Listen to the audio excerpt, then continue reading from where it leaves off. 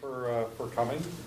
We didn't scare you off on the first day, and for those of you that didn't make it to the first one, thanks for coming, and hopefully we don't scare you off for the next one. For those that don't know me, my name is John Harvey. I'm a business development executive in the Technology Commercialization and Partnerships group. We're sort of co-sponsoring this with Lisa Durham and the Leadership Institute of putting this together. Brief background for those that weren't here last week. This really culminated from last year. We did a lot of different pilots across the laboratory. So we did one out of TCP. The Strategy and Innovation Office had one. Cells had one. GSS and EGS had one. So there were a lot of different things sort of piloted last year.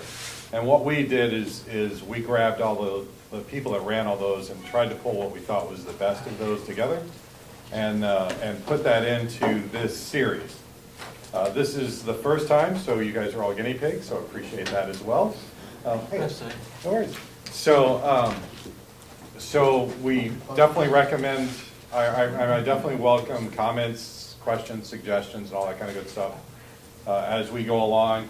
At the end of the day today, we'll do a survey. We do a survey at the end of each of the sessions, so please fill those out because again, we'll use that to hopefully make this better as we go along as well. Today, our topics on internal networking. I'm going to have just a couple slides to go over, and then really the goal here is to have it truly be discussion. So I'll let these guys introduce themselves in a minute, but they were gracious enough to agree to be on a panel here to talk about internal networking and how they've had success and probably some of the pros and cons and maybe how it hasn't worked from time to time as well on that front. So again, I highly encourage folks to ask questions because we learn best from each other.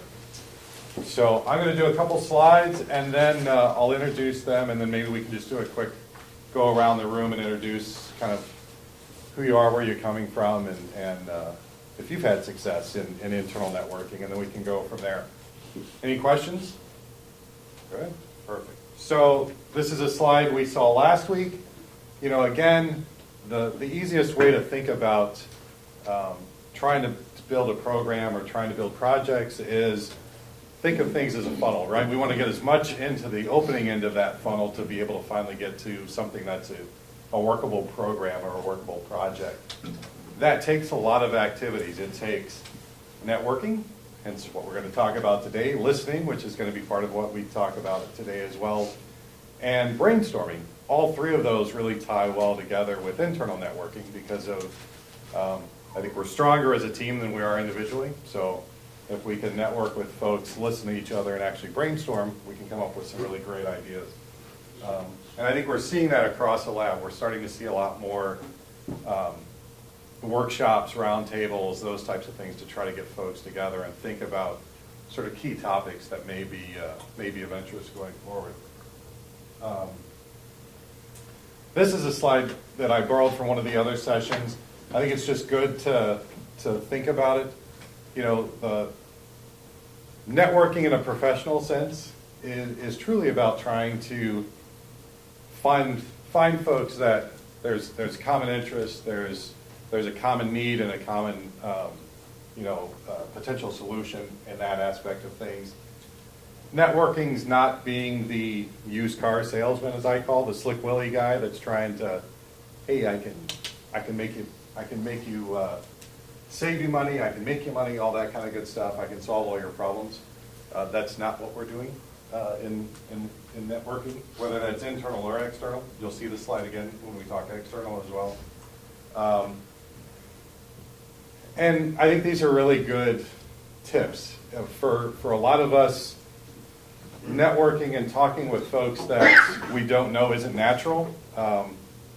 Feel free. We're just going to highlight you walking in. Just kidding.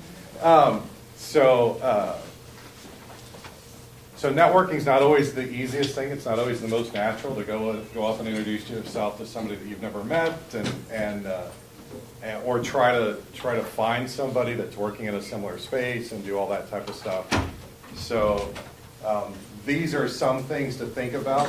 Hopefully these guys will have some suggestions as well. But I think all of these really work out really well. So having a clear plan of what you're trying to do and why you're trying to do it. Again, quality, not quantity. It's not a contest like some people do on LinkedIn and try to see how many people I can link to. I want to link to people that actually make sense.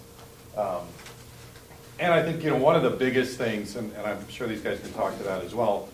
One of the biggest things about networking is being helpful for others as well, right? Because if there's going to be situations where you're going to talk with somebody and you're not the perfect solution for what they're talking about, but if you can connect them to somebody else that is, now all of a sudden you've made a great connection that's probably going to come back twofold at least. Big part of networking also is listening, which is, again, should be obvious like they say here, but listening is a learned skill. We all really like to hear ourselves talk, myself included. So pauses are a really wonderful thing. They can become incredibly uncomfortable from time to time, but it's really wonderful to sit and pause and let the other person sort of think and absorb what you're talking about, and asking open-ended questions and hearing from the other person and those types of things. And this is one of those things I think that happens a lot in a conversation, especially when you're in a sort of a customer or a sponsor side of the environment where I'm thinking very, very diligently about what message I'm trying to get across, and I'm not listening at all to what they're telling me.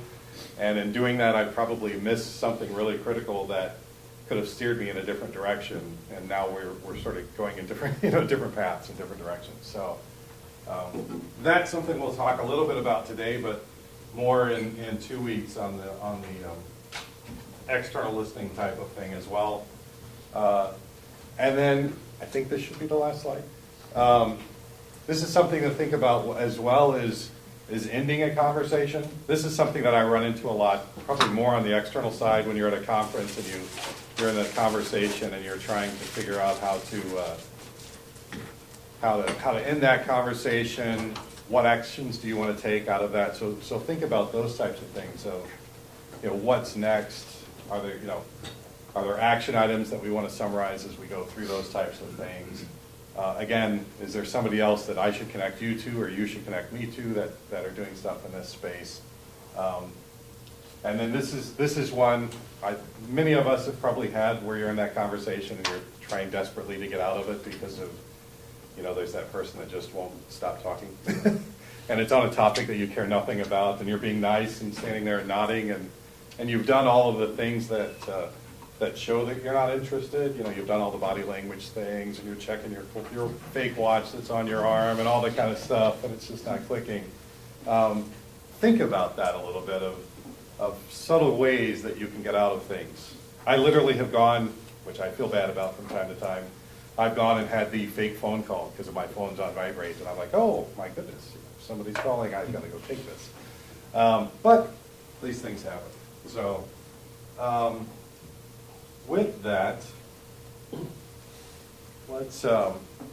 want to introduce our panelists today, so I can stop talking and they can do most of it. So, Janardhan Kodavaso, you want to just introduce yourself? Yeah, sure. My name is Janardhan Kodavaso. I work at the Center for Transportation Research on the Energy Systems Division.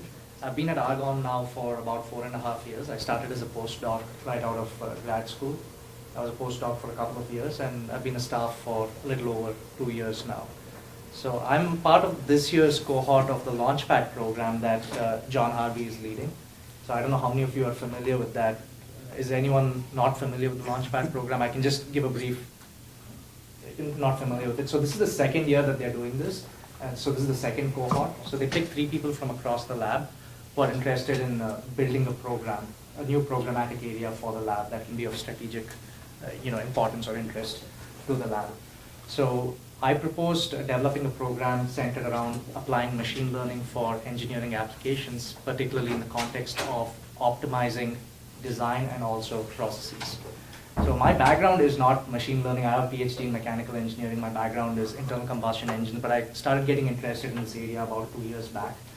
Took a couple of online courses and things like that, and found a way to apply this to my work with quite a bit of success. So I thought that this success could be replicated across various other areas outside of internal combustion engines. And personally, for me, I want to grow out of just working on one particular area, just diversify. So that's the reason I applied for this Launchpad program. I think about 18 people apply, and they shortlist 7 people to have various interviews with some people from executive management, people like John Harvey and others, and then they pick 3 people out of that, and they support them for 50% of their time. So 50% of my time is paid for through the SMTPO office and the TCP program, and I also have support of people like John Harvey, people like Alex Mitchell of CEPA and so on.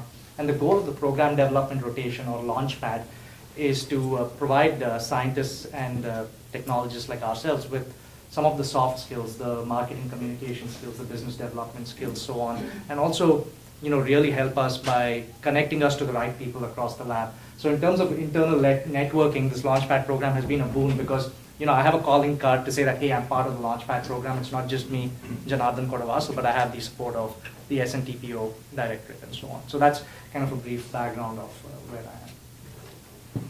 Okay. Good afternoon. My name is Jeff Elam. I'm in the Energy Systems Division at Argonne. I've been at Argonne for 15 years, a little more than that. I'm a chemist by training. The research that I do at Argonne is centered around making new materials as thin film coatings. And so the activity that I'm mostly engaged in is trying to find people that need thin film coatings and trying to build partnerships and keep my staff funded. I have a group of about 10 people. It kind of varies, but some staff, some postdocs. Let's see. Oh, yeah, so I came to Argonne as a visiting scientist. And I guess we're talking about internal networking, right? Yep. So when I first came to Argonne, I had the good fortune of having sort of 2 mentors, one in the basic side and one in the applied side, that had found each other before I got here and were working on projects together. And so that was just a great way to come into Argonne, because right away you kind of realize the value in that, and have had, I've tried to replicate that to the best that I can. So. Great, thanks. Lloyd, you want to start us off? Yeah, my name is Untitled. I'm also in ES division in tribology group. My background is on material science and development of thin films as well, coatings for mechanical applications. And I'm here at Argonne for almost 17 years. Actually, I came here like 20 years ago as a visiting scholar first, and then a postdoc, and then a staff. We should switch places, by the way. We have a lot of projects related to requires the industrial engagement. I'm on the applied side of the in the lab, and we have a lot of external connections, and then it's a learning curve how you handle the communications, and you have to be able to see the expectations from their point of view, especially if it is industry. It's quite different than the basic science course, Sure. for example. And also, I realize it's very important to have have an internal networking, knowing people, because this is a big, great place, and then you cannot really do everything on your own. Right. And primarily, I work with Ali Erdemir thanks to. I guess I'm sort of lucky because he has a lot of connections, so I have a chance to learn from him how to engage connections and collaborations. And actually, if you look at the collaboration, there are 2 aspects of it, as far as I see. One is you may approach a person at Argonne for a subject that you are leading, and you just need a unique help or unique capability from that group or person. That's one aspect. And the other aspect is you may approach a group that you may have some valuable knowledge or capability that you may offer to their program.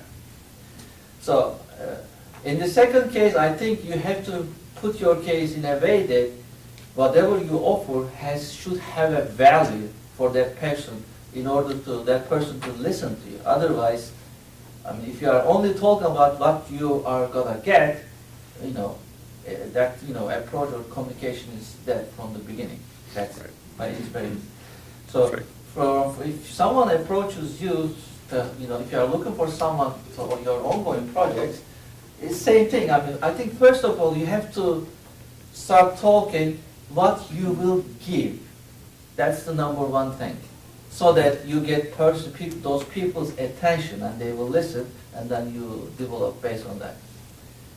Well, I mean, I would like to improve my networking in the lab because we see a lot of good examples of internal, networking outcomes. So we will work on it. We will learn from each other, I Perfect. guess. Perfect. Thank you. Sita? Well, Tinta and I guess that I'm overlapping like 95% with Leven. I'm from the same group, also came as a visiting scholar and material scientist. It's the same more or less. I'm still learning how to interact with industry. For me, it's like maybe the most difficult part because you need to be able to read their minds. Sometimes they Right. don't express themselves very clearly. Also, I really agree with you with the internal networking. Sometimes you feel like you have opportunities here in the lab that you don't even know because they are not open to people. So Right. I think we can get better at that. Agreed. Perfect. Thank you. I'm Haida Webb from UPS. I'm a beamline scientist. My research is about understanding how atoms and electrons move from nuclear. So I'm coming here to learn very different aspects, right? How to work with people, basically. Perfect. Well, thanks. Amber Dock with the National Security Facility. I think a little bit more of a unique situation than most people here. I think this is not really in my wheelhouse. However, we're looking towards developing the national security program. So part of that is really serving as a bridge between external networking with the Intel community and other folks that are interested in national security, and bridging that gap with internal groups here that might have a science or a technology that could be of use to the Intel community, but they don't even know that requirement exists, Right. or really speak the same language. Mhm. So we kind of serve as a bridge and a translator. It's especially challenging when I don't know what work is being done at Argonne. And when you go out and try to seek that, I feel like there's a lot of PIs are secretive about, Right. just trying to keep their work within their programs. Sure. So I think there's challenges on both sides, and for us, we really try to bridge that gap between the external classified requirements and the work that's being done here. Great. Thank you. My name is Islam Haruni. I'm a mechanical principal engineer at ES Division, Center for Communications. My background is fuel injection and space and engine combustion and performance. I'm here to learn how to extract or how to find internal and external funding projects, basically. Great. Thank you. Hello, Carrie, I'm a chemical engineer in the nuclear engineering division. I don't have any particular issues with internal networking. I think Argonne is a great environment for internal networking. Great. I find everyone's very friendly and easy to talk to. Perfect. Hi, I'm Vinny. I'm a postdoc in nuclear engineering division. I've been at Argonne for about 4 years. I'm a grad student at 6 months as a postdoc. So what I've been realizing from your introductions is there's so much interdisciplinary work which goes on, and my skill set, as I see, can be applied to different fields. It's not just in nuclear. So we've been working to develop this program, not only nuclear, but biomaterials, aerospace, automotive, the testing protocol, part of my PhD, which I developed. So we're in that process right now. We're working with biomaterial experts in the industry and academia. So this program could help me more. How do you navigate your path all along? So I'm also looking forward to networking with everybody here, and also probably work with some cohort sessions and learn to work on these ideas. Great. Thank you. My name is Zheng Hu Han. I'm from nuclear engineering division. I'm a mechanical engineer. I have been in Argonne for almost 10 years, so 2 years postdoc and 8 years as a mechanical engineer. I work in a safety and security world for the nuclear and radioactive material transportation and testing. So, safety, I work for the structural thermal analytics. So security is tracking and monitoring. It's kind of unique, even in the nuclear engineering division. So I think we are almost the only group that's almost fully funded by environment management of UE. Right. So it's quite different from the other parts of the division. So I come here trying to give us some program based on our existing capabilities. So that's what I'm looking for. Great, thank you.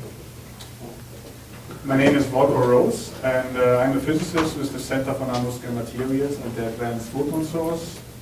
I'm a physicist focused on nanoscale materials, and I mostly use X-ray microscopy to study science in that regime.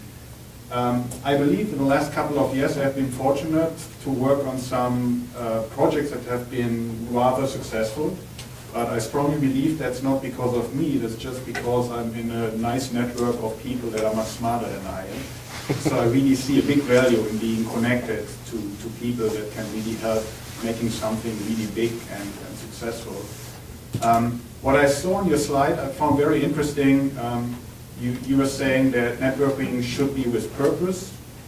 When I try to look into myself, I think I do a lot of networking which is maybe without purpose at that time. And maybe you wouldn't qualify this as networking, maybe it's more like being social. Right. But I have found in my career that sometimes this kind of being social without purpose can lead to something very good down the road. Right. So, great, thanks. My name is Alina Kassman. I'm also in the X-ray Science Division in the Options Group. I came to Oregon about 5.5 years ago from industry, so it's been a very different working environment. And my life here at Oregon became significantly better once I started talking to people. I enjoy very much connecting individuals. I tend to belittle my own technical specialty and my own significance, but I enjoy putting people in touch.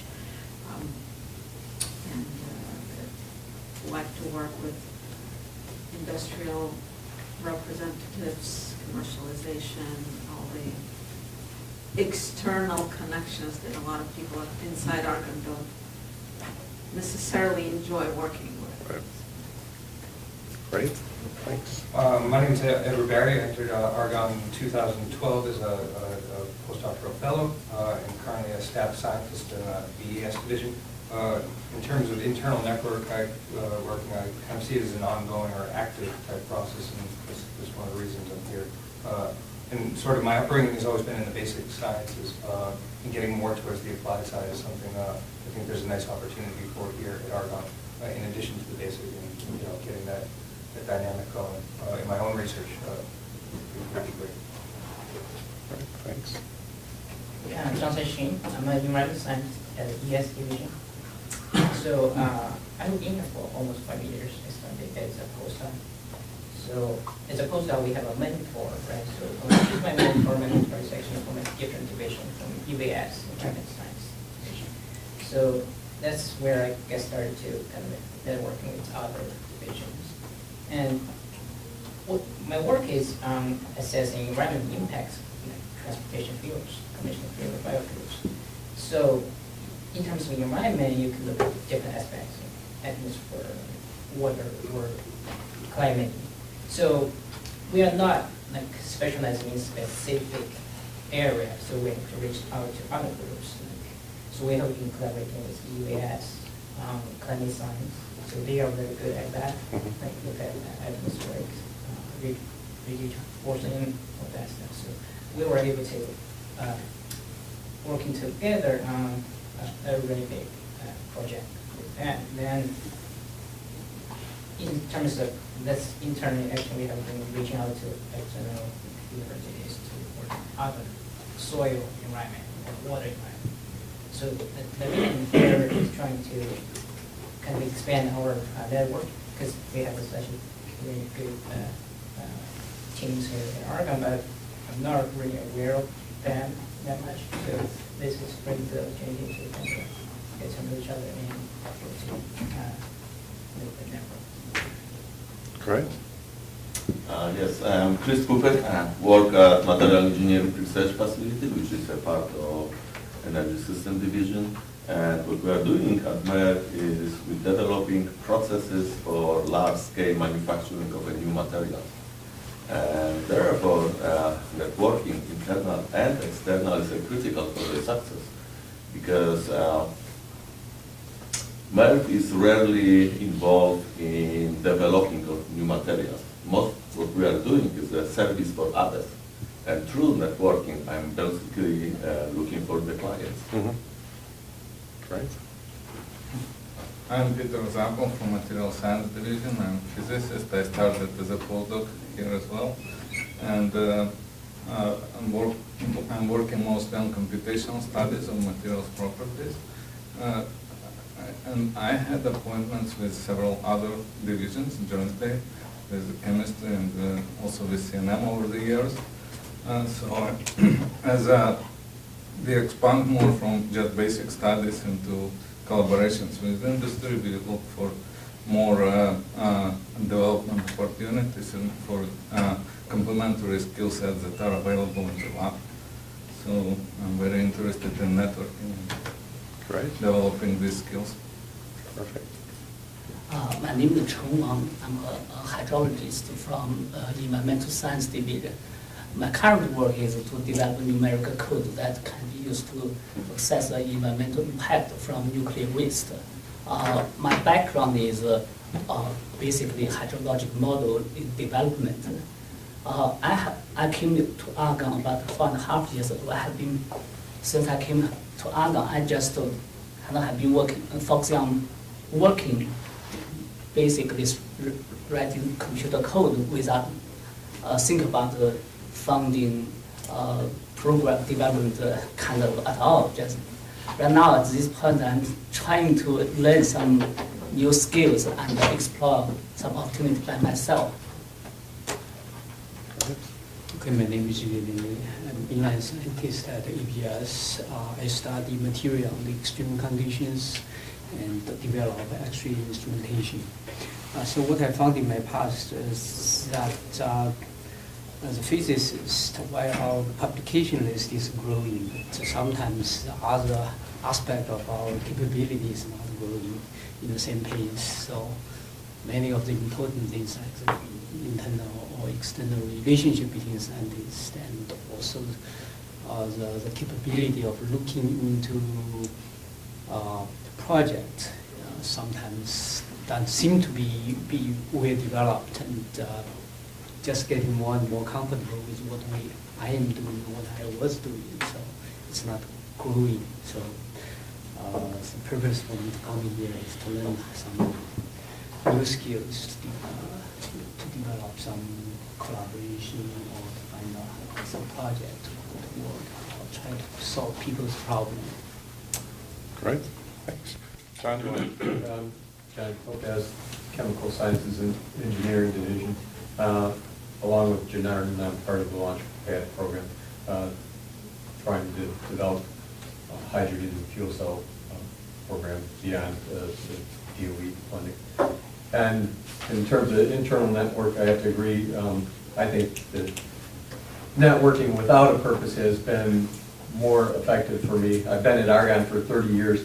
Without that networking, without a purpose, I would have left after about 10 years because with the ebb and flow of funding in different programs.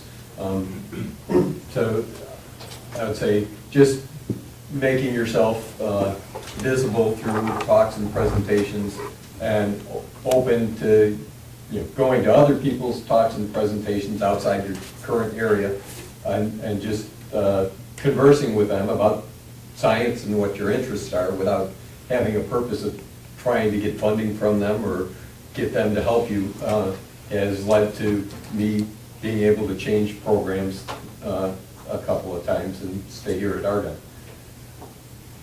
Great, thanks, John. Hema, do you want? Put you in the spot? Yeah, exactly. Introduce yourself.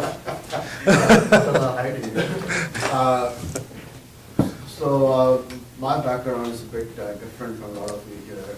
I'm a former scientist, PhD in electrical engineering, worked with Philips Research for 5 years, got really tired of, at that time, doing the science, so I left, joined Wall Street after an MBA from NYU, worked in the Wall Street and consulting and hedge funds at various areas for about 15 plus years, and got an opportunity just doing, social networking to come have a talk with somebody at Argonne to join their TCP program.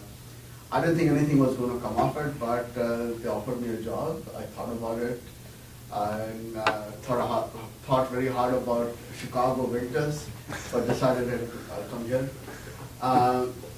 So I still like science. I can tell you some part of internal networking.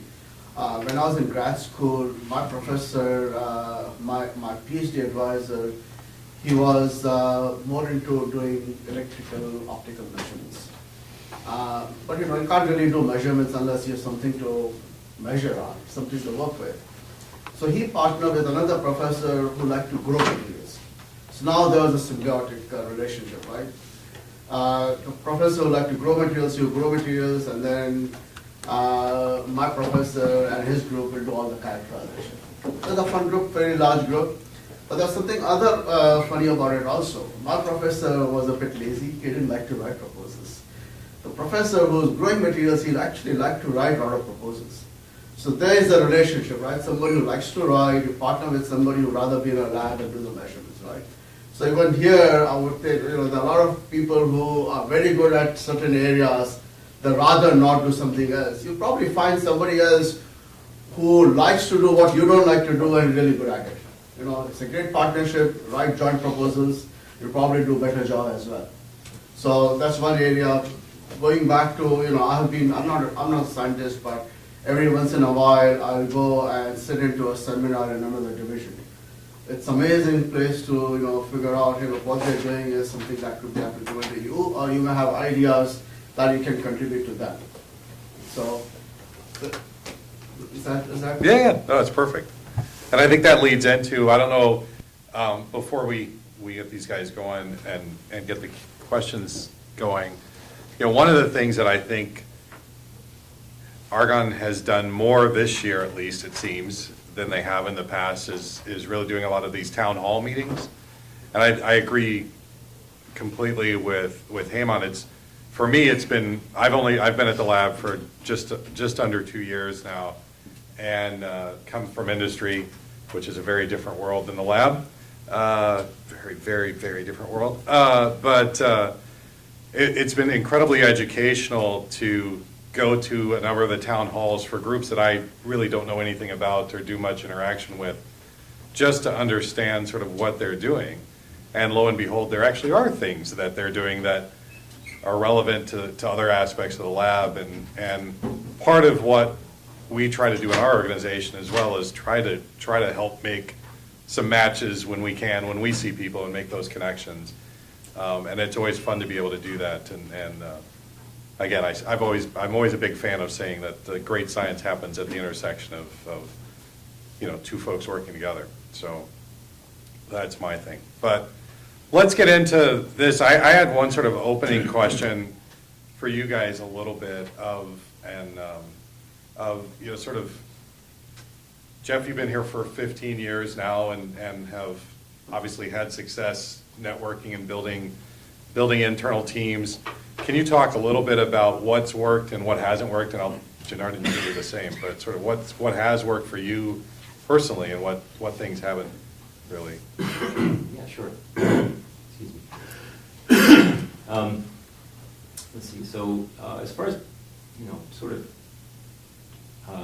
team building, I think some of the things that come to mind most quickly are things that have already been said here. But things like there needs to be some symbiosis, there needs to be some reason that you work with someone. They can perform a skill that you don't have or that you need, or they maybe have access to samples or access to a machine that can make measurements that you need, that kind of thing. So I guess, yeah, so types of partnerships that have not worked in the past are when I try to work with someone whose, let's say, skill set overlaps so much with my own that we're almost competing with each other. It doesn't really make too much sense, even though from the outset I might think, okay, we can get more, we can accomplish more together than we can separately. So I think, so I guess, yeah, partnerships or project building or program building, it's kind of like a puzzle. So,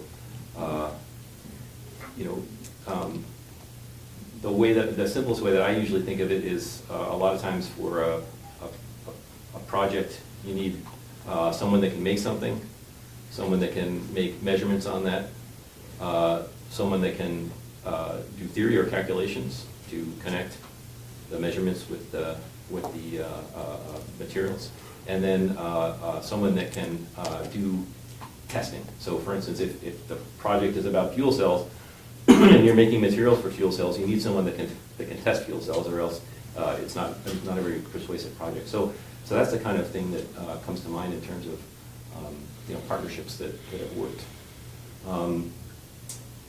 Yeah, I guess I'll just make one other point and then we can kind of move on, which is sometimes these partnerships come in unexpected ways. So something that worked really well for my group was, it was born out of kind of a bored postdoc in my group who, he had a project that was, paying his bills and so on, but he wasn't that enthusiastic about it.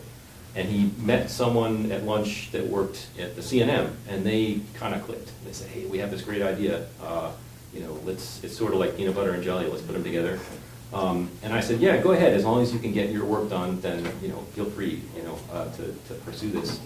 And they just made hay with it. We ended up getting papers and patents and projects and so on. So it was, and it led to other things down the road. So I guess the take-home message there is that sometimes these things will come in unexpected ways. There's not a recipe for necessarily for successful partnerships. So just be open to happenstance, I guess.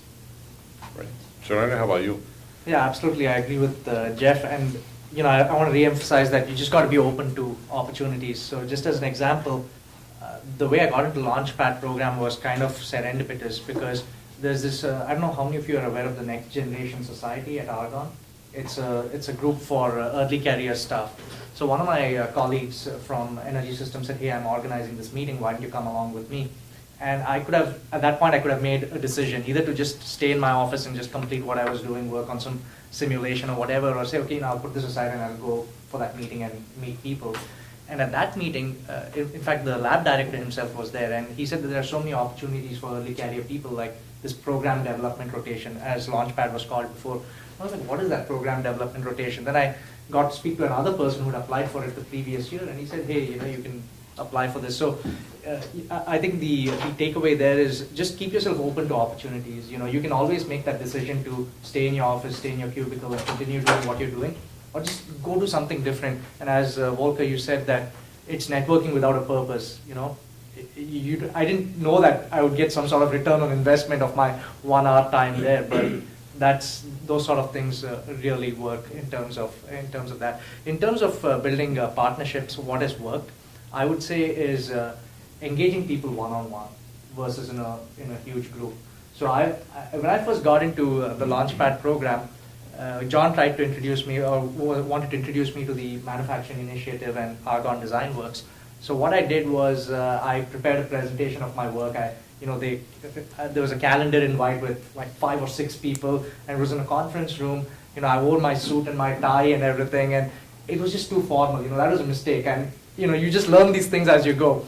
So it turned out to be more like an interview versus a discussion. And then people started grilling me with questions. I was like, hold on a minute, this is not an interview.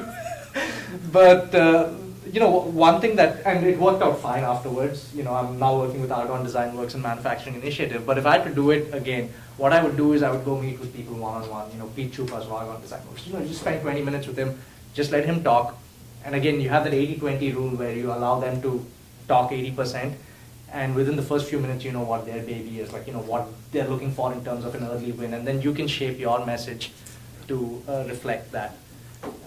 You know, that's how I would have gone about doing it. And I think beyond that, getting the internal buy-in, which is really critical for developing a new program. And my program is machine learning for engineering applications. And there are experts in machine learning at the lab and MCS and ALCF, so on. I don't want to be going and projecting as I'm stepping on their toes or, you know, speaking out of turn. So I made a list of who all I needed to speak to and engage with them one-on-one. So people like Rick Stevens, people like Mike Papka, Ian Foster, so on, all the key people. And once you have buy-in from the top levels of people, it's kind of like a snowball. The people everywhere else, you can say, oh, by the way, I spoke with Rick earlier and he had these suggestions and so on. So that's a great way to build partnerships, is engaging people one-on-one. So then their guard is kind of down, and also if you just meet them in their own office versus having a conference room and making it very formal and bringing a bunch of other people. We had a meeting with another you know, potential collaborator where John was there in the meeting, Alex Mitchell was there in the meeting, and it just, you know, it just went off on a tangent, right, John? So it would have been I think better the theme is if I'm in the meeting, it all goes astray. No, it's not. It's not about. It's not that. So it seems very formal. You're right. It's like I'm coming with John and Alex. So it's like the three of us versus the other person. It should not be like that. So it's better if it's more informal, and that's really worked for me. And also in terms of building partnerships, is really listening, taking down notes in these meetings, and following up. Immediately, like being very responsive and following up. Hey, thanks for the meeting. You said these 3 bullet points, and this is the action that I'm going to take to follow up, and provide a timeline for that and what you're going to do. So that shows that you didn't just go and waste their time, and you actually listened to them. So that's really important. Great. And another thing in terms of internal networking that has tripped me up, I should say in the past is, or recently, is not keeping your line management in the loop with everything. And I can just blow up in your face. So if it's just a matter of just sending an email, everyone wants to have the review of whatever you do. It has to go through the line management. So even though I'm working with Launchpad, working with John, working with other people, it's always good to keep your line management in the loop. Unless they want to do it for you. Yeah. Yeah. So, any questions, comments? I have a question here. So, the reason why we have a session in internal networking is because we go back to the pilot sessions we had. It was a specific ask that there were many people who said, we don't know what is out there in the lab. There's not enough networking opportunity in the lab. So question for you is, as follow here is internal networking a problem? Is it desirable? If it's a problem, what can the lab or TCP or management can do to give more opportunity for internal networking? It's a question for anybody, whoever wants to say. So I think for me, I was overwhelmed when I first got here. People would say, oh, you work at Argonne, what does Argonne do? Batteries? I did not, it's almost like I would have liked to have a menu of these are the core competencies of the lab. And I still don't think there's like a product out there like that I could say, oh, okay, maybe this is interesting, maybe I'll look out for a seminar or something. So I just didn't even know, it's overwhelming. I don't know where to start. So you don't know what you don't know. And I think that it's the internal networking that's not a problem. I don't have a problem reaching out and saying, hey, tell me about what you're doing. People love to talk about what they're doing, but I just didn't know where to start. Right. So I think that was my issue. So if somebody were to ask you a question now, what is Argonne, what do you say? A lot of things. Yeah, I think now I have a better understanding of at least some of the big topics, but even just when people introduce themselves here, I'm like, oh man, I haven't even heard of that. So there's still a lot to learn. I mean, it's a tough question and it's a tough answer because a lot of it is sort of political. Yeah. Because if, certain people are going to want to emphasize certain things at Argonne to distinguish them from other labs. but you end up leaving out so much stuff when you do that, because you have to simplify it, right? And so, yeah, I guess it depends on who you're talking to, right? You know, if you're talking to someone at a high level, you'd want to emphasize whatever the strategic themes happen to be this year or next year or whatever. But to be honest, yeah, you know, I say to people, look, it's diverse. It's like a university. There's a lot going on here. You know, any department you find in university, in the sciences anyway, you'll find people at Argonne that are doing that kind of stuff. Yeah, we're known for certain things. There are big programs in these areas, but there's smaller programs with really smart people in a diverse range of others.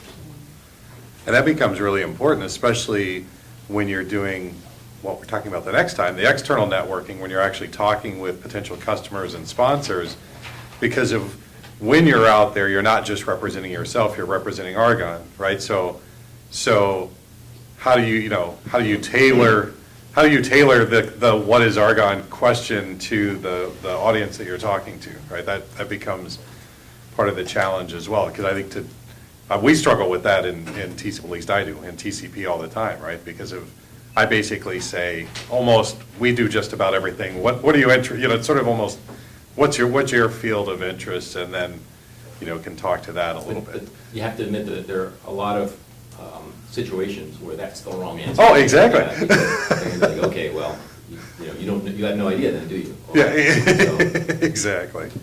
Exactly, but that is a challenge. So to answer Heman's question, I found very helpful small groups of people gathering. So our ABS director did a rotation of small groups of individuals. He had a gathering for early career and mid-career, and I don't know who else, but it was like this group, frankly, is too big to properly meet everyone.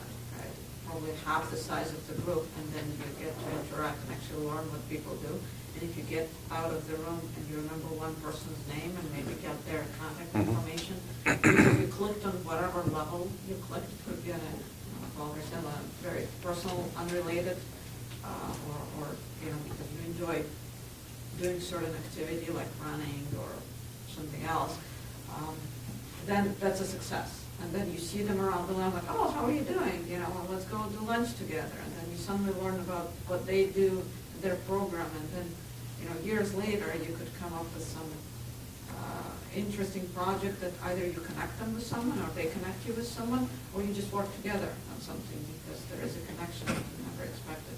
So the smaller gatherings of strangely connected people, like unrelated people, because when our division, actually, they do a coffee once a week, which is a great place to randomly bump into a person that you wanted to talk to, but their office happens to be, 2 paces too far for you to walk. And then you're like, oh yeah, I owe you an email. Yes, you asked me a question, I forgot about that. But it's not a very good place to learn some new things, because it's too awkward.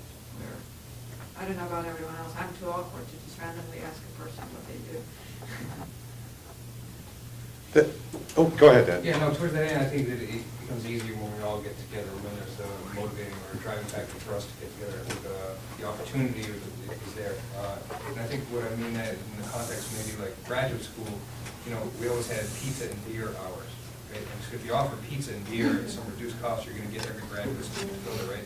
So you can open it up, right? So the bagels with Binder, for example, in the ES division has been great. Something with like maybe tea with the TCP, right? Right. Interesting tacos. Oh, there you go. Taco Tuesday with TCP. I like it. TCP in some sense is unique. It kind of ties everyone together, right? It comes down to that we're all related in that regard. So you're right. But how do you, it's going to be like wedding crashers, go to other divisions, bagels, and, I think that I've got a very good idea of what's going on in our division now. It's a big vendor, and I'm seeing the same people, and it's almost like we're having the same discussions now. Like, how do we get to the other divisions in an informal environment like that to understand what they're doing? But it must be a guided discussion. There should be someone in saying, okay, this is the question that I'm asking everyone, and everyone, like we started here, right? This is the question that I'm asking everyone, and everyone answers, and you learn about each individual in turn rather than relying on everyone's self-starting and ingenuity in conducting random conversations. That leads me to a question. How many, just by a raise of hand, how many people have gone to the LDRD series seminars that they do on Tuesday at lunchtime? So just a couple of folks. What It's if, actually very thinly attended. Yeah, And I've been to well, some- exactly. And I was just curious. Maybe like 10 people. yeah, I was just curious about that because of that. I've gone, and I think probably like most of us, I've gone because of A, I actually had the time, and then B, it was a topic that either it was interesting to me or I had no idea what it was and I just wanted to know what the heck it was about. But it, you know, it's, I think that has the potential of being a networking thing, but it tends to be, you're there, it's a presentation the entire hour, and then everybody leaves. There's not a lot of talking, right? You know, networking or talking there. But that's one thing I've talked a little bit, and I don't know if you have as well, talked a little bit with the LDRD office about, of saying, you know, is there a way that you could have, you know, maybe 10 minutes at the end of it that's more of just sort of a casual conversation? Because if in theory, everybody in that room is there because if they all have a common interest in the conversation around that time. But- Yes, as a way to find out the kinds of things that are going on in the lab that you wouldn't know otherwise. Right. Maybe not such a great place to actually meet people and have Right. conversations, but at least you know what the division is that you want to try to connect. Exactly. Yeah, you could jot down some names Yeah. of folks. Yeah. So when I just came to Oregon for the first maybe year and a half, I made a point of going to random technical presentations. Mhm. And it was a mildly frustrating experience because I would sit there and most of it would just go right over my head. Think about being me. And I stopped doing that for two reasons. One, I got really busy, and two, because it was a mildly frustrating experience. So, and you can't force people to, so to speak, dumb down their topic Right. and do a presentation unless you're in a forum where you have to do a 15-second, like here, right? Like spiel of what do you do without using your own jargon. Right. or- Yes, we're going to learn that as we go through. So I think that's a very key thing is how do I tell somebody what I do in 30 seconds or 60 seconds in a language that, like I always say, in a language that my grandmother could understand, right? So a person that's not in the sciences, and that's something that we will work on as we go through this. And is a That big question that I didn't, Yep. still didn't get the answer for. And Well, you got your answer. Is there really need for internal networking? Is it going to be productive? In the Would you long be interested in run, doing it? in the long run, I'm sure it is. Right, you look at, so I've heard, what was that? I think it was Eric Isaacs, he mentioned it in one of his presentations with in Bell Labs. They had these really long, nasty, boring hallways, and they had one cafeteria and nothing else, no other place to eat. So people had to walk down a really long, narrow hallway every day on the way to cafeteria. So they were forced to interact. Right. Right? And he said that, oh, this was like the greatest thing ever. I'm sure he didn't think that way when he experienced walking down the long, narrow hallway to the same cafeteria every single day. But in the long run, business-wise, it forces people together. It's one of the gripes I hear a lot of people have in 401, because it's a big ring, we don't see anyone ever, and until very recently, we didn't really have a place to grab proper food, and we still don't have a good place to sit and eat. So people around here, they can go to cafeteria. We can't, we're lazy. Well, I think that's a question, I don't know if you want to ask, so I think what Hemad's kind of asking is, if there were an opportunity, let's say to sort of Ed's suggestion that we had Taco Tuesday with TCP, let's say, for lack of a better thing, but let's say that once a month or something like that there was a happy hour type of thing with, discounted, snacks and beverages that and I think what we have talked about at one point in time is, maybe every month somebody gets up and does a 5 or 10 minute talk on a topic, you know, sort of a relatively high-level talk on a topic, but then it's truly, you know, it's truly there for, it's open for 2 hours or whatever the heck it is, for, you know, sort of informal networking and just meeting people. If something like that existed here at Argonne, do you think that you would go? And be honest, I'm not, we're not offended if we wouldn't, I'm just curious if it would be something useful. Personally, I'm not really sure if it would go there all the time. And the reason is, I mean, networking is the act of forming a network. Mm-hmm. And that network is, to me at least, something different than just all the people I know. Mm-hmm. So on an institutional level, for Argonne, it's of course very good if we are all interconnected, because we get very efficient as an institution. And we hopefully avoid leaving people out and talent out, which is also a problem for networks, right, to not include people. But on the personal level, having a network is also work, right? If I continuously expand it, I have more work. And it's like a spider net. I have to repair it from time to time, and I have to make sure the connections stay alive. Right. So at some point, I might feel that I'm quite happy in that moment with the network I have and make it work for me before I go to the next coffee meeting with the purpose of like making new work connections or something. So I'm not sure. I see the aspect of work as well as Sure. the aspect of benefit. Well, I think that's a very good point. I mean, I think hopefully everybody, I'm kind of curious to get everybody's thoughts on that. Networking is work, right? There's a reason it has work in the name. There is work involved in doing it. It's certainly easier, to your point, it's certainly easier to sit in my office and just focus on doing my thing, right? But the classic argument is what's the return on investment of if I work and actually build my network, is it useful, and am I getting more out of it than I'm putting into it, right? The classic story.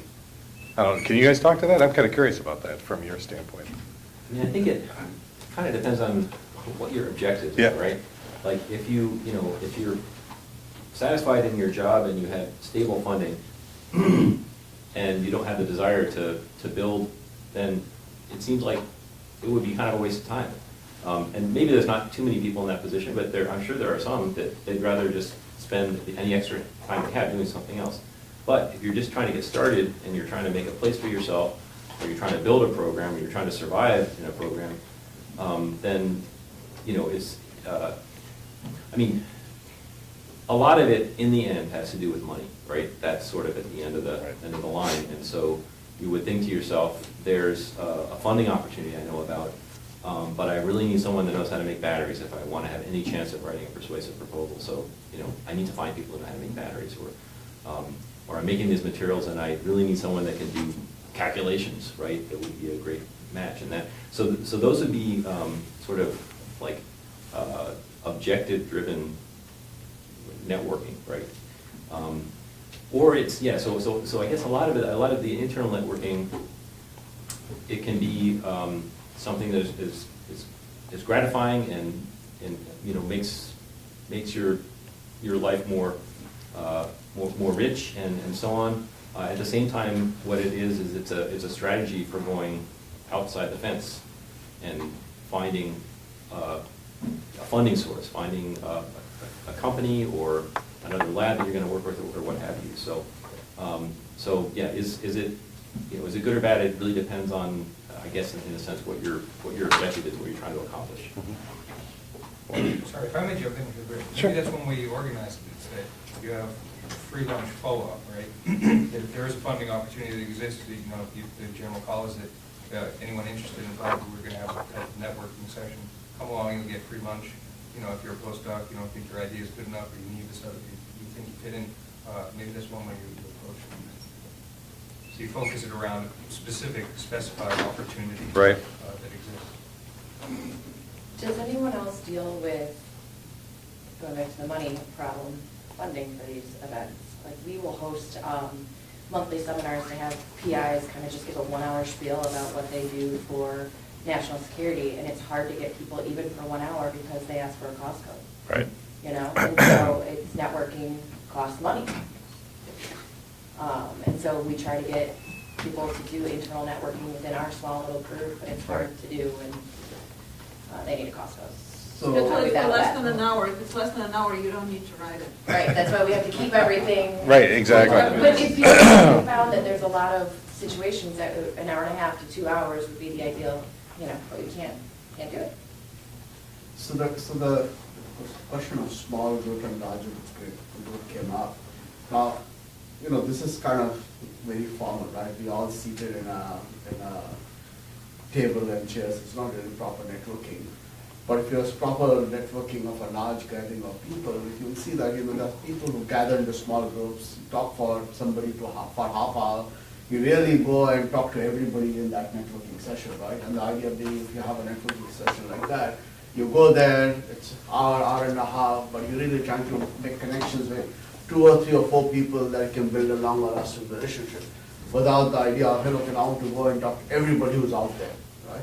But if you go often enough, you'll probably have a dozen of people that you make connections with, right? So the small gathering, maybe sometimes large gathering is good because you're more likely to find somebody you can actually form a connection with. You go to a small group and, you know, you say, look, you know, this is not really a good one, and you part, right? Right.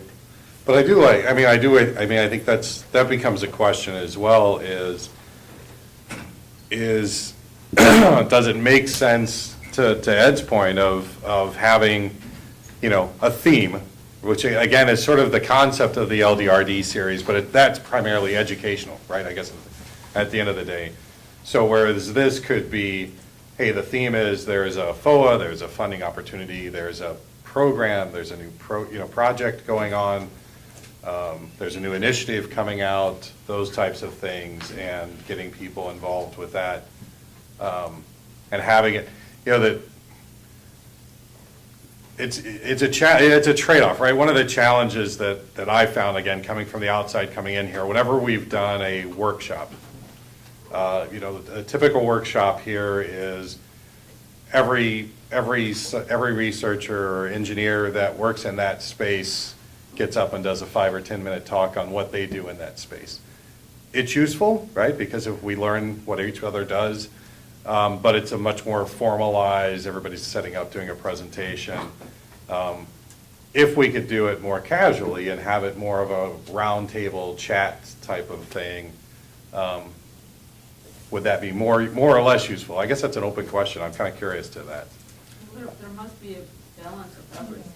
Right. Yes, I think they've been more successful than other. They set up a topic and then people come in and discuss this topic. And they lead the discussion and then you get to hear people. And then the various workshops I found, a few years ago there was a mentoring workshop that was really nice to meet, just to connect with someone on kind of like topic that everyone is interested in. But it's not purpose, it's what Volker is saying, it's just non-purposeful networking. You just get together with people and meet them and eventually maybe something comes out of it. Maybe So not. the hope is that a lot of non-purposeful networking leads it to Leads some to outcome. purpose. Yeah. Yep. Right? So that's the hope, and how much and what kind of networking can you have that can actually lead to some outcome sometime, right? Which will benefit the whole lab, so right, that's the whole idea. Can you describe what the NGS does?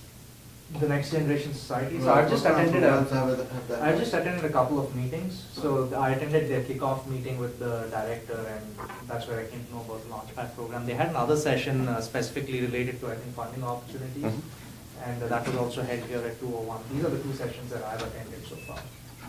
So they organize like probably targeted sessions based on a certain topic, and they bring in maybe some panelists or something like that. Yeah, they organized a tour of, I forgot what the name of that building was, which was great.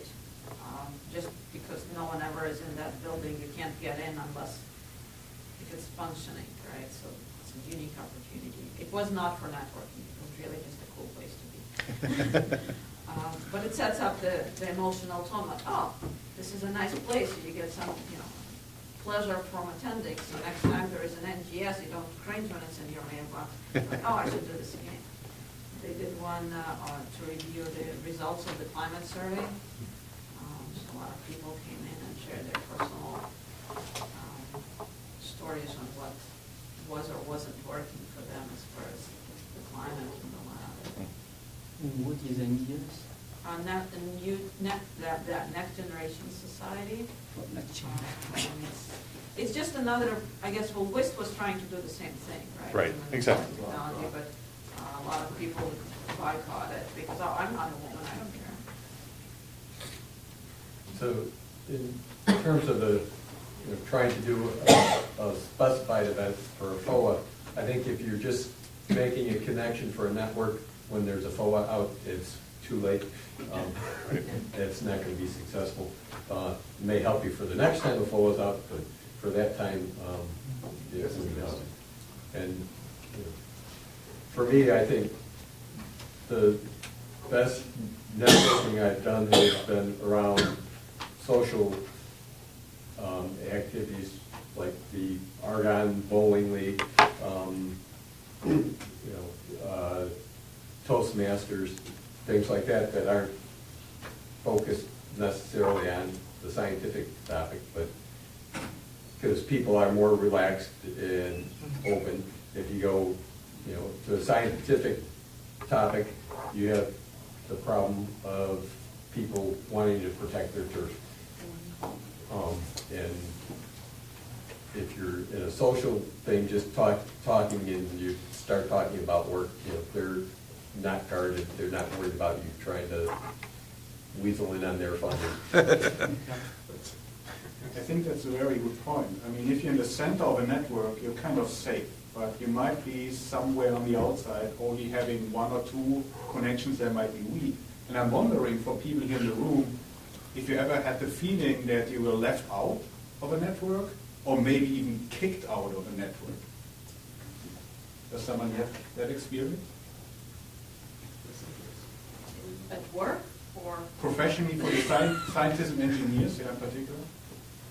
Well, I've had that experience trying to get in to a network, especially early in my career, Joe, where I saw an opportunity where I had the skill set that they didn't have, and went and talked to the people. They said, well, yeah, we were thinking about doing that, and 5 years later, they still haven't done anything in the area, but they just wanted to protect that space in case.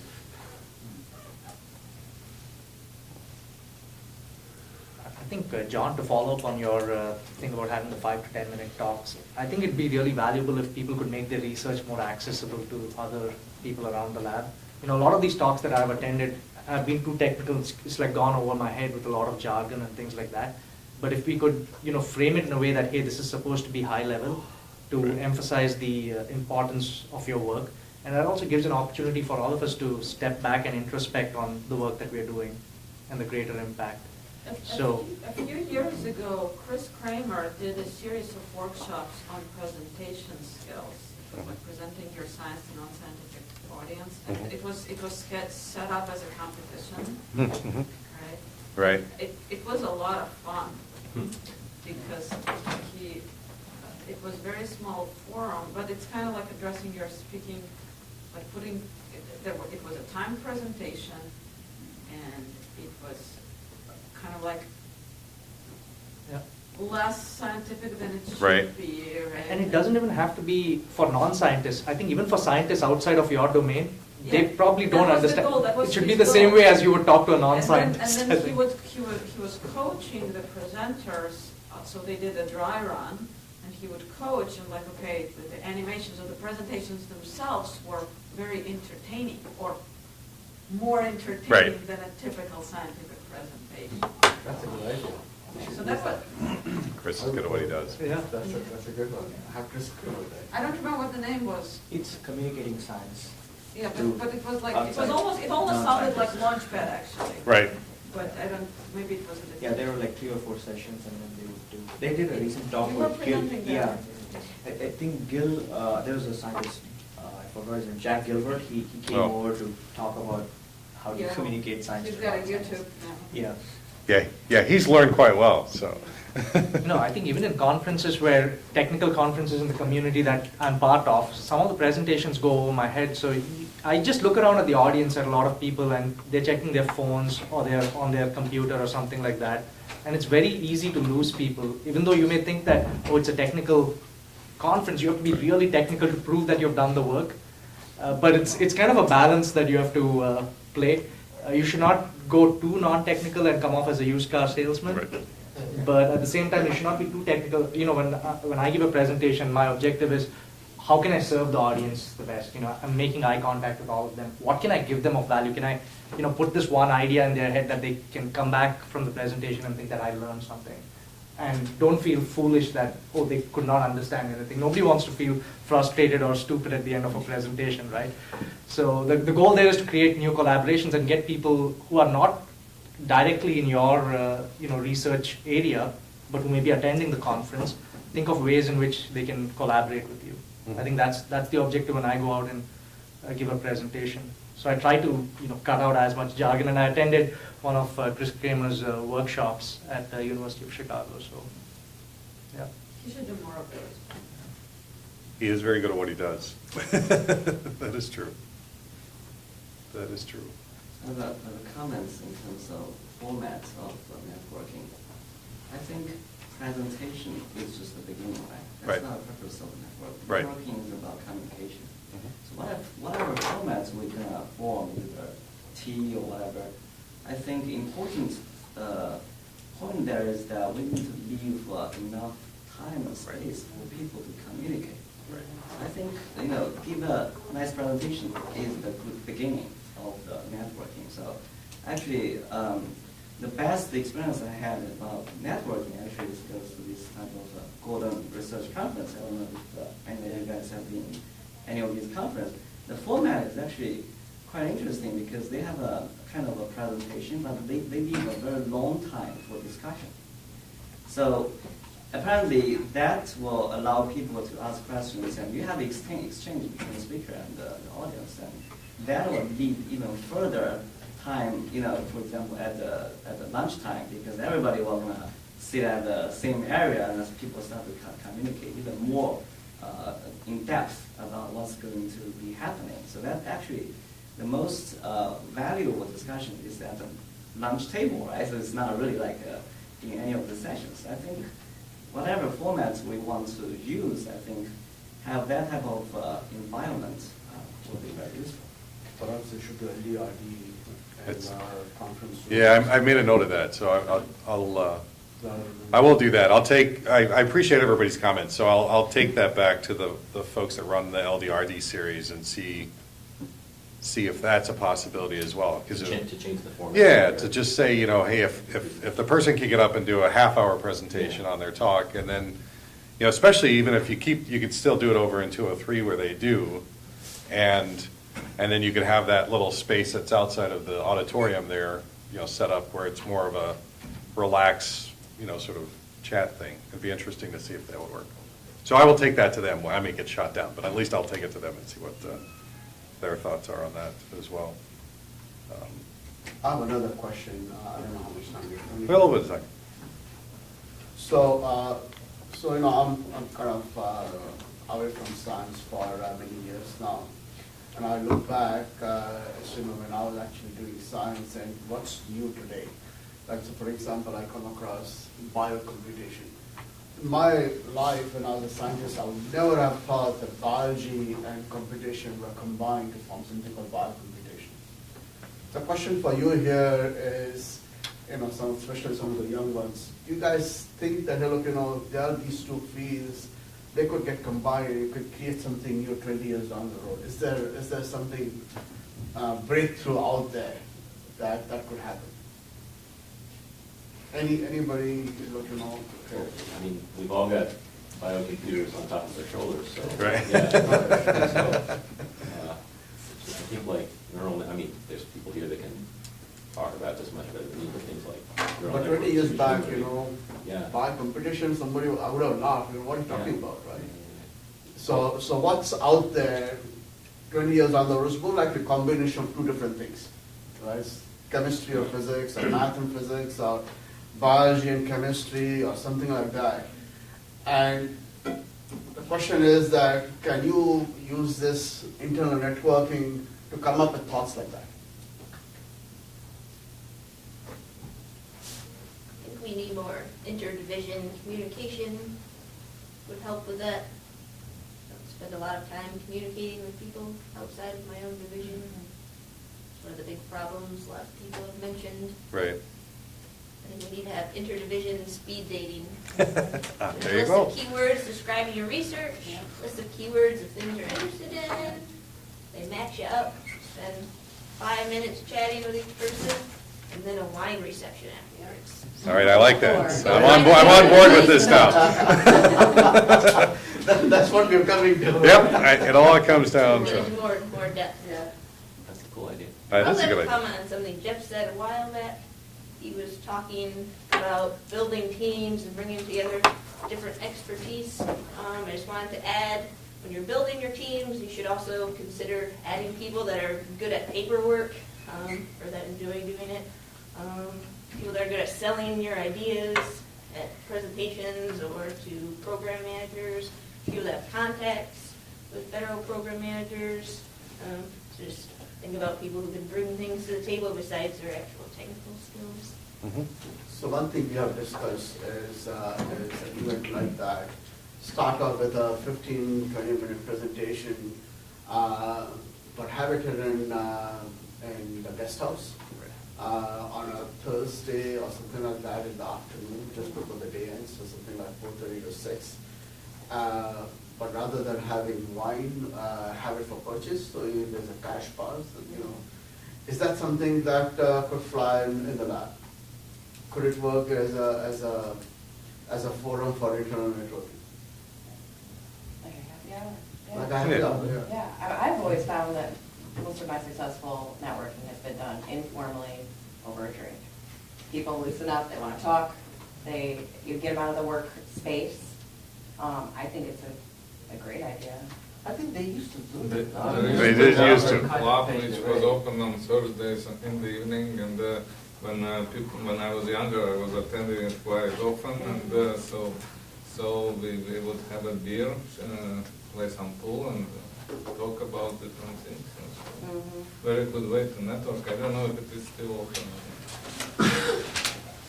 It is not, unfortunately, but that's one of the things that we're Well, maybe trying they to. open it and it Exactly. still exists.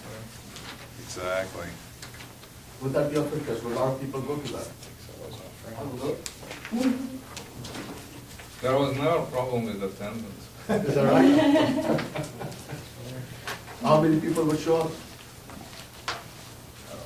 How many people would show up? Yeah, would you actually go I to would something? say about 40 people would show up.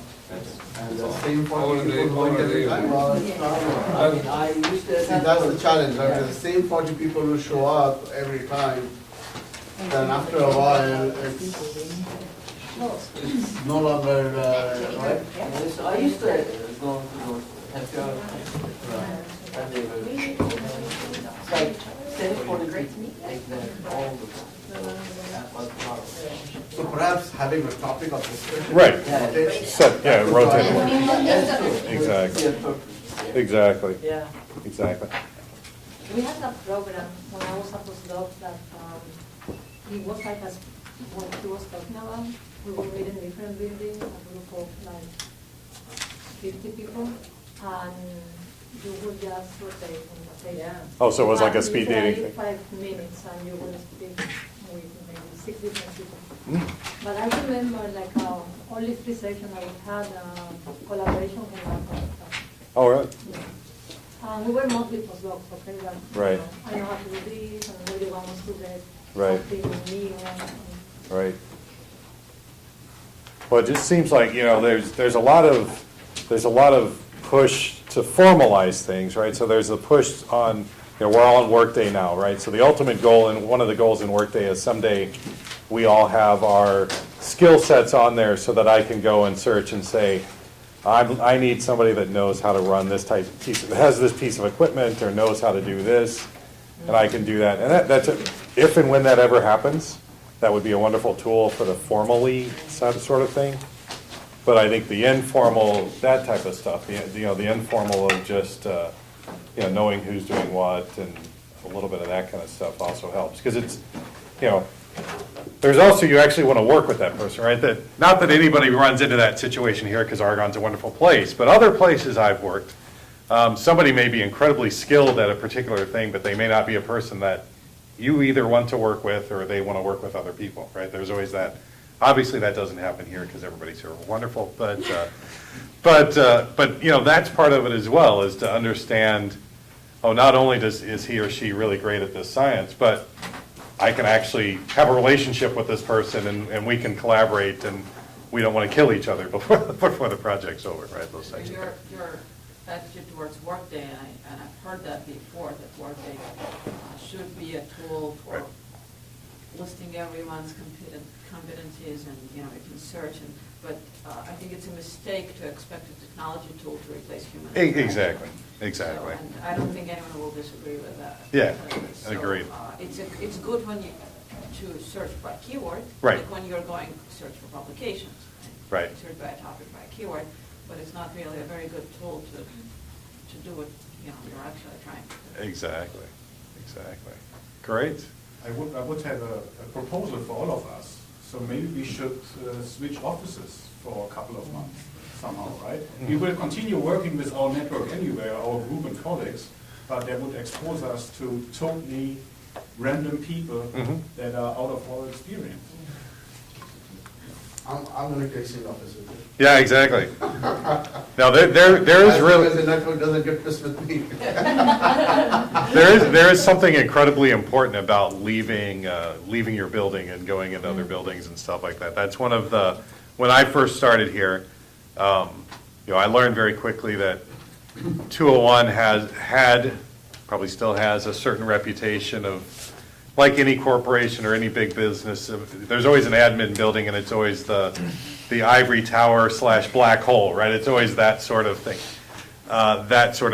So when I first started here, I spent as little time in 201 as I possibly could, just to try to interact and get out and try to meet with the folks I was really dealing with and in their buildings and all that kind of good stuff, because there is, right? It's you meet different people just by Elena's conversation earlier of walking down the hallway and who you run into in the hallway and introduce yourself and what you're doing. So there is something to be said for that. Or of, instead of going to the cafeteria for lunch, you go over to 402, or you go over to the 240 building and eat, just sit down and eat lunch there and just to kind of mix it up. It's sort of an interesting, informal way to meet other people. But I think to Volker's part, it's work. And that's part that we always, let's all make sure that we're all comfortable with that it does require energy to be able to network.